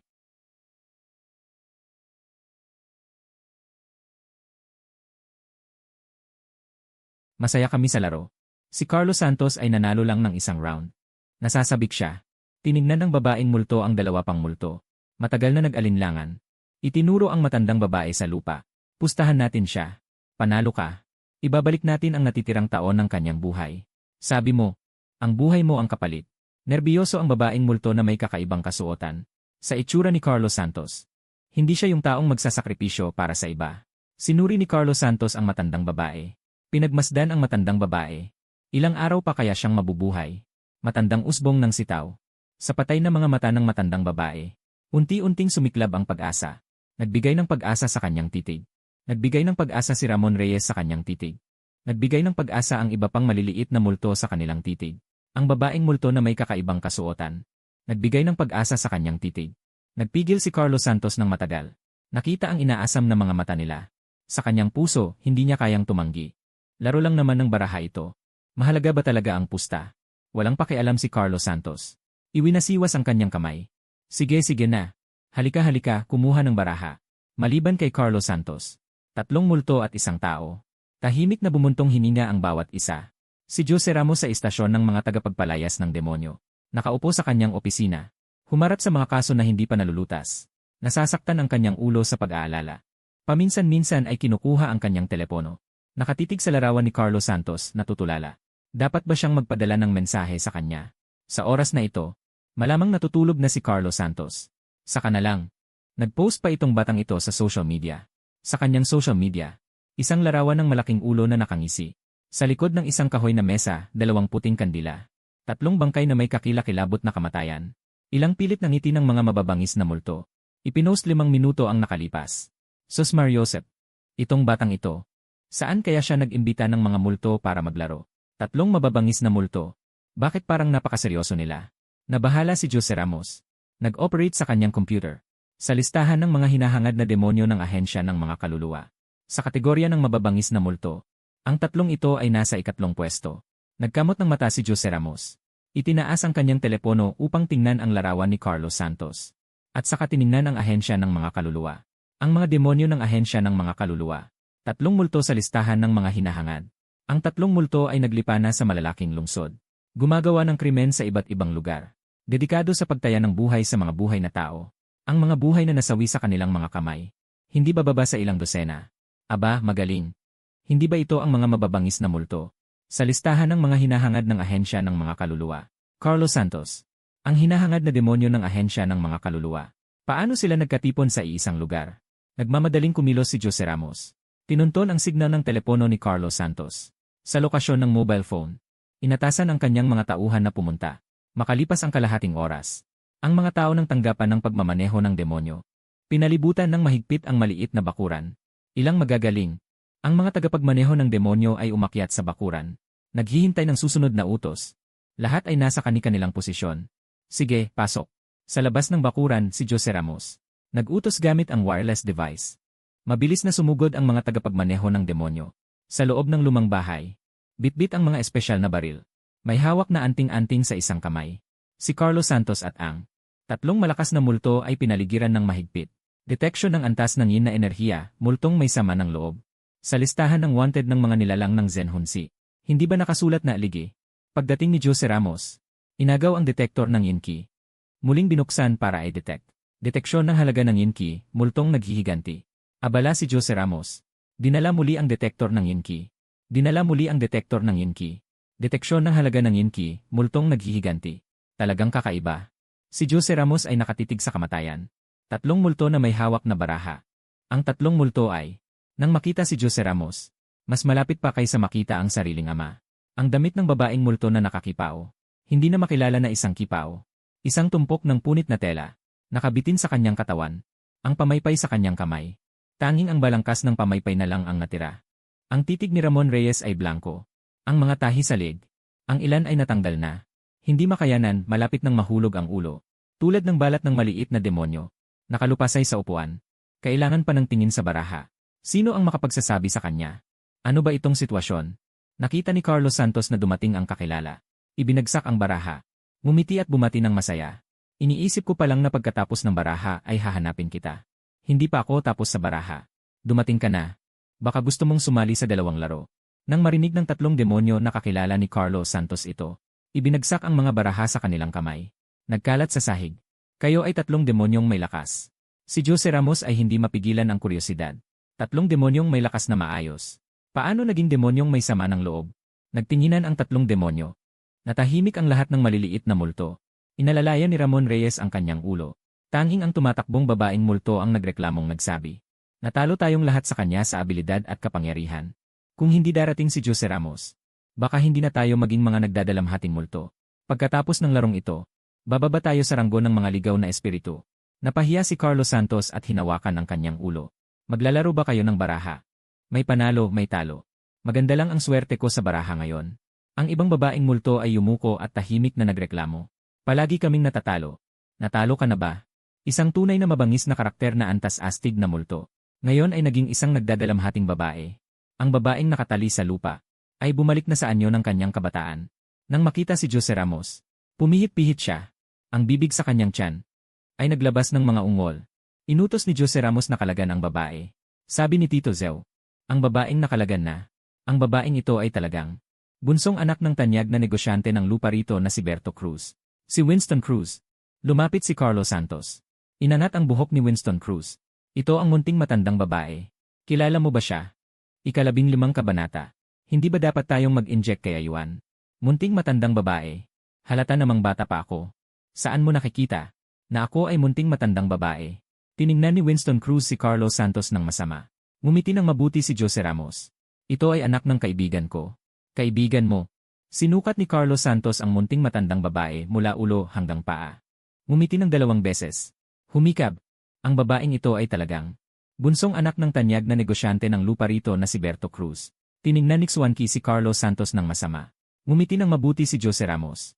Ito ay anak ng isang kaibigan ko. Kaibigan mo. Sinuri ni Carlos Santos ang maliit na matandang babae. Hehe, natawa ng 2 beses. Humikab at sinabi, bahala ka na dito.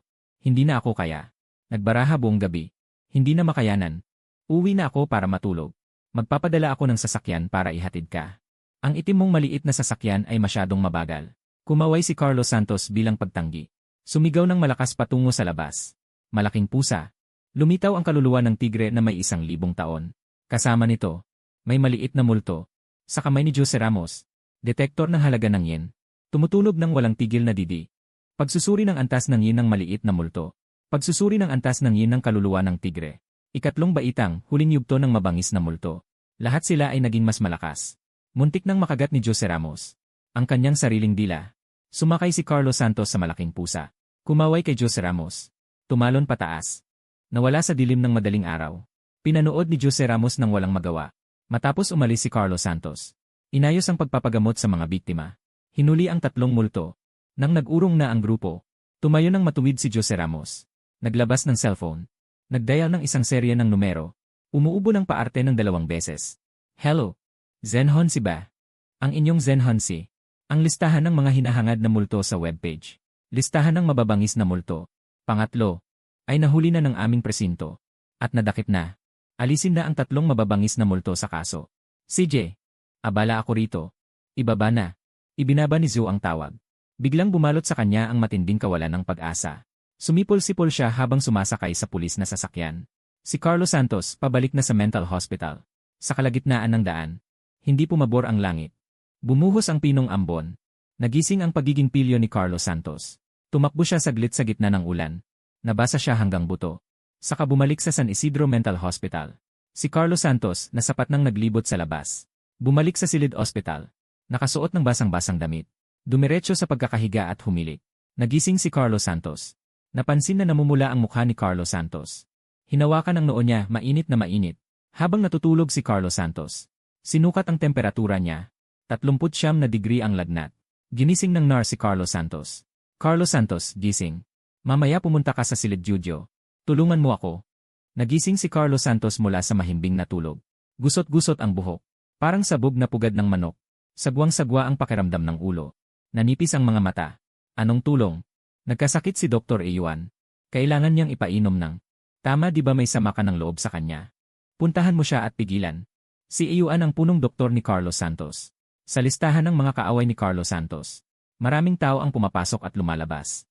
Tanging si Dr. Eyuan ang laging nangunguna sa talaan ng mga kaaway. Dahil dito, binigyan siya ni Carlos Santos ng palayaw. Eyuan na pula. Nang marinig ni Carlos Santos na si Eyuan na pula ang painuman. Tama, ang matagal ng sama ng loob. Sa wakas ay natupad na. Ha, ang pulang ito na si Eyuan. Sa wakas nasa kamay ko na. Medyo masaya si Carlos Santos. Mabilis na bumangon at naghilamos. Dumiretso sa Silid Duty. Sa loob ng Silid Duty. Nakalatag ang tray ng gamot. Nakaupo si Dr. Eyuan. Nang makita si Carlos Santos.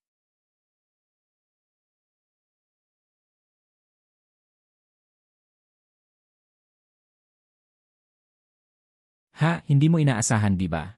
Isang araw. Ikaw naman ang mapupunta sa aking mga kamay. Sigaw ni Carlos Santos. Ang nurse na nasa tabi. Kumukuha ng gamot mula sa bote gamit ang hiringgilya. Inilingling ang hiringgilya. Tumutok ng tama. CJ, bilis. Masayang sabi ni Carlos Santos sa nurse. Yumuko si Dr. Eyuan. Mahigpit na hinawakan ang braso ni Carlos Santos. Kaya nataas ang puwitan ni Carlos Santos. Nakita ang likido mula sa hiringgilya na tumutulo.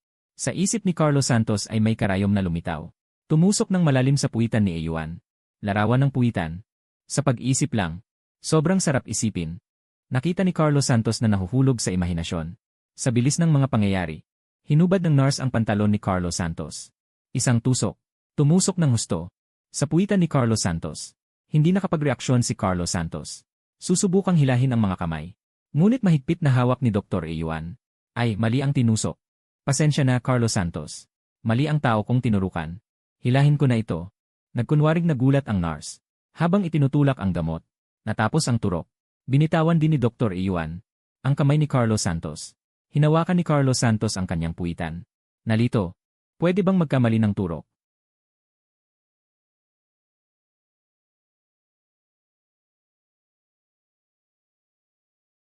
Inilabas si Carlos Santos mula sa Silid Duty.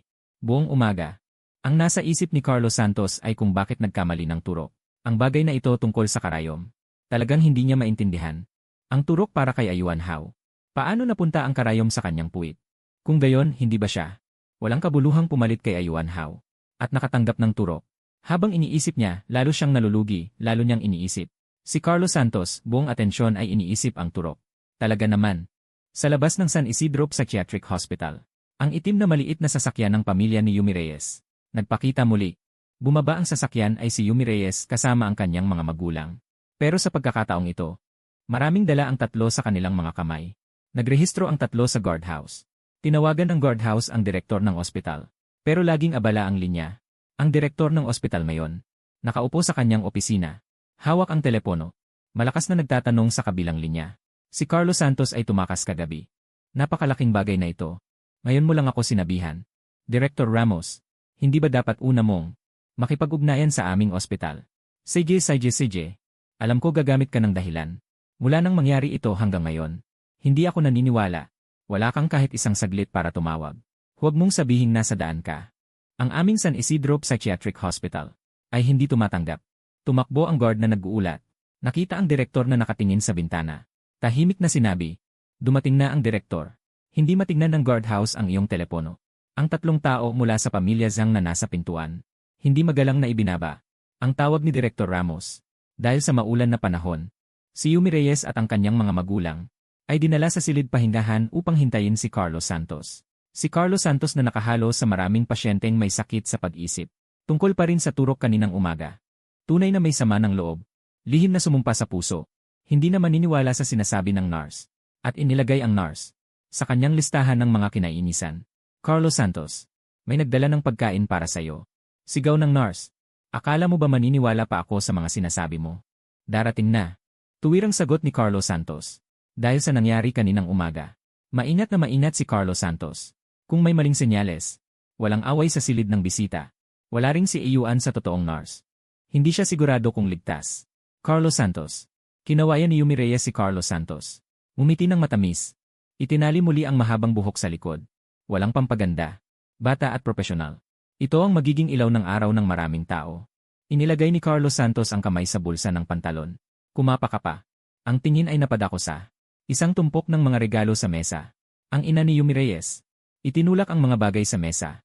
Hindi rin alam kung paano makipag-usat sa may sakit sa pag-isip. Basagin ang nakakailang kapaligiran. Carlos Santos, lahat ito ay para sa'yo. Itinuro ni Carlos Santos ang kanyang sarili. Para sa akin ba ito? Ang ama ni Yumi Reyes ay nagsabi. Salamat sa pagligtas sa aking anak na babae. Ang munting regalong ito ay hindi sapat upang maipahayag ang aking paggalang. Pagkatapos nilang umuwi kahapon, medyo nag-aalala. Pinuntahan ang ospital para magpa-check up. Ang resulta ng breast cancer ni Yumi Reyes ay mahimalang lumiit. Isang malaking bahagi. Natuwa sila ng husto. Ngayong umaga pa lang ay bumili na ako ng maraming regalo, malalaki at maliliit na supot. Lumapit dito para pasalamatan si Carlos Santos. Walang anuman. Pagligtas ng isang buhay ay mas mabuti kaysa magtayo ng 7 palapag na templo. Si Carlos Santos nabigo ng umaga. Nang makita ang mga regalong ito, ay muling naging masaya. Umupo siya sa mesa ng walang modo. Binubuksan ang mga regalong dala ni Yumi Reyes. 15 kabanata. Maganda ba ang mga ito? Si Yumi Reyes nang makita ito, ay mabilis na nagpilit na palapitin si Carlos Santos. Ang nanay ko ay nagpapatakbo ng tindahan ng damit. Nagdala ako ng ilang damit para sayo. Hindi ko alam kung bagay ba sayo. Bagong damit. Nagulat si Carlos Santos. Siya ay lumaki sa loob ng mental hospital. Ang bilang ng beses na nagsuot siya ng bagong damit ay mabibilang lang sa daliri. Tara, subukan mo itong damit. Sa tulong ni Yumi Reyes, mabilis na nagbihis si Carlos Santos ng bagong damit. Sa harap ng salamin, nagposa siya ng iba't ibang matatapang na pose. Tama nga, mayroon ding mga prutas at merienda. Hindi ko alam kung ano ang gusto mong kainin. Bumili lang ako ng basta-basta. Bumuka ang labi ni Carlos Santos. Bahagyang pumitik pataas. Ito ay nagpapahiwatig na siya ay masaya. At sobrang masaya. Kaya tikman ko muna. Kung masarap, susunod ay bumili ka pa. Si Carlos Santos ay may hawak na dragon fruit sa isang kamay. At saging sa kabilang kamay. Nakasuot ng Pikachu na woolen hat sa ulo. Kumakain ng masayang masaya. Si Yumi Reyes ay tumingin kay Carlos Santos na masaya. At mumiti rin ng masaya. Nakilala niya ang pinagmula ni Carlos Santos. Alam niyang may congenital mental illness siya. Iniwan ng kanyang mga magulang. Lumaki sa mental hospital mula pagkabata. Halos walang kontak sa labas ng mundo. Sa pagkakataong ito, si Carlos Santos ay nagbigay sa kanya ng pangalawang buhay. Ang kanilang pamilya, kung may panahon man, dumadating sa ospital hanggat maaari, upang makita si Carlos Santos. Samantala, sa labas ng silid tanggapang, ay may dumating na 3 tao. Ang nauuna ay isang hepe ng pulisya mula sa isang distrito, Jose Ramos. Sa likod niya ay may isang lalaki at isang babae. Ang lalaki ay pandak at matipuno. May malaking kadena na ginto sa leg. Ang babae ay matangkad at may mahabang binti, na may maselang makeup sa mukha. Ang kanyang mga kilay at mata ay parang ipininta. Ang kanyang ganda ay hindi papahuli kay Police Beauty Yumi Reyes.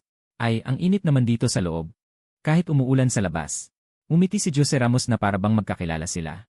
Nang makita ng direktor si Jose Ramos na pumasok, ang dati niyang masayang mukha ay naging madilim. Ano ang ginagawa mo rito? Ito po si Ginoong Cruz Botong, tagapangulo ng Hengfeng Real Estate Company. At ito po ang kanyang minamahal na anak na babae. Binibini Winston Cruz. Noong nakaraang gabi, si Carlos Santos ay nagligtas kay Winston Cruz. Mula sa 3 tulisan, dumating sila Ginoong Cruz para magpasalamat kay Carlos Santos. Bahagyang gumaan ang mukha ng direktor. Carlos Santos, naaalala mo ba ako? Ako si Winston Cruz. Noong nakaraang gabi ay iniligtas mo ako. Lumapit si Winston Cruz. At pinagmasdan si Carlos Santos ng may pagtataka. Puno ng katas ng dragon fruit ang mukha ni Carlos Santos. Tiningnan niya ito sandali. Pagkatapos ay umiwas ng tingin na may pagkainis. At nagpatuloy sa pagdakay ng kanyang dragon fruit. Matagal na niyang nakita ang maliit na matandang babae. Kasama ng kanyang ama na darating. Ngunit pareho silang nagligtas ng isang buhay. Ang iba ay may dalang mga regalo na malalakit maliliit. Samantalang sila ay walang dala. At nangahas pa ring dumalaw sa kanya. Naging awkward ang kapaligiran sa loob ng silid tanggapang. Sa pakikitungo sa isang pasyenteng may sakit sa pag-isip, kailangan ng pasensya. Yumuko si Winston Cruz. Magiliw na bati. Kumusta, Carlos Santos? Itong matandang babae na walang pakialam. Nagpatuloy si Carlos Santos sa pag-ikot ng kanyang katawan. Nakatalikod kay Winston Cruz. Hindi na kinaya ng direktor na panoorin. Sinabi niya, Carlos Santos, malayo ang nilakbay ng tao para bisitahin ka. Paano ka naman magiging ganito kawalang galang? Si Carlos Santos ang init ng ulo. Ako ba ang walang galang?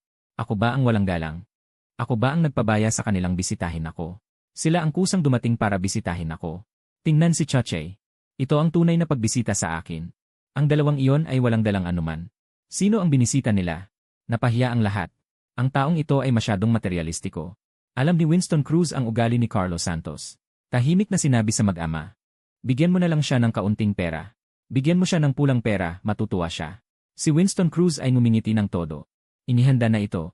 Ginoong Chen. Maraming salamat po sa pagligtas sa aking anak kagabi. Itong tseke, kayo na ang maglagay ng halaga. Magkano ang ilalagay ninyo? Itong bayad pa sa salamat. Kung magkano ang ilalagay, iyon ang ibibigay. Si Winston Cruz mula sa kanyang daladalang. Inilabas ang panulat at tseke mula sa kanyang briefcase. Iniabot kay Carlos Santos. Si Winston Cruz ay isang matalinong tao. Sa panahong ito ng muling paggising ng mga kakaibang enerhiya, ang pagkakaroon ng pera ay hindi mahalaga. Baka isang araw, ang maliit na buhay.